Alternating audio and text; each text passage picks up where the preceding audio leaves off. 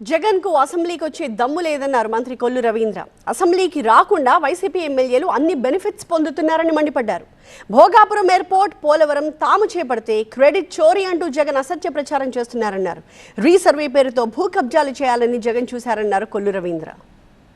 ఏదో ఒక చిరుదీపాన్ని వెలిగించడం కోసం ఇవాళ పాదయాత్రలు అని చెప్పి అయ్యని చెప్పి లేదా ప్రభుత్వం మీద మరి రకరకాలైనటువంటి ఆరోపణలు చేస్తూ ముందుకెళ్తా ఉన్నాడు జగన్మోహన్ రెడ్డి తప్ప వాస్తవం లేదు. ఇవాళ రాష్ట్రం అభివృద్ధి జరుగుతూ ఉంటే క్రెడిట్ చోరీ అంటాడు.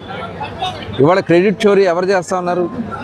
గతంలో చంద్రబాబు నాయుడు గారు ముఖ్యమంత్రిగా ఉన్నప్పుడు ఈ రాష్ట్రంలో అనేక అభివృద్ధి కార్యక్రమాలు స్టార్ట్ చేస్తే 5 సంవత్సరాలు చేతకాక ఇవాళ అవన్నీ కూడా గ్రౌండ్ అయ్యి భోగాపురంలో ఎయిర్పోర్ట్లో ఫ్లైట్ ల్యాండ్ అయితే అది మా క్రెడిట్ అంటాడు.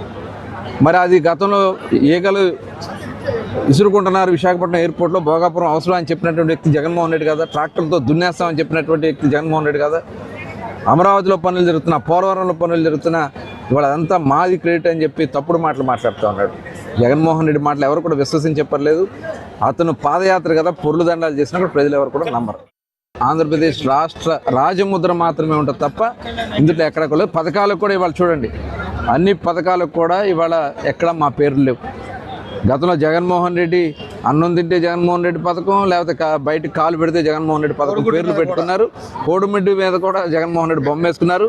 సమాధి రావడం మీద కూడా జగన్మోహన్ రెడ్డి బొమ్మ వేసుకున్నారు. అలాంటి పరిస్థితి అయితే ఈ కూటమి ప్రభుత్వంలో ఉండదు. అసెంబ్లీకి వచ్చే దమ్ము ధైర్యం లేదు. ఇవాళ అన్ని బెనిఫిట్స్ పొందుతున్నాడు. మరి ఇవాళ ఏదైతే ఇవాళ జాబుకు రాకపోతే జాబుకు రావడానికి జీతాలు రావు. ఇవాళ నువ్వు అసెంబ్లీకి రాకుండా డబ్బులు తీసుకున్నటువంటి మీ ఎమ్మెల్యేకి మీకు సిగ్గు లేదా? ఇవాళ ప్రజల గురించి కనీసం వచ్చి అసెంబ్లీలో మాట్లాడనేది ఇంగిత జ్ఞానం కూడా లేనటువంటి వ్యక్తి ఇవాళ ప్రభుత్వం గురించి మాట్లాడే అర్హత లేదని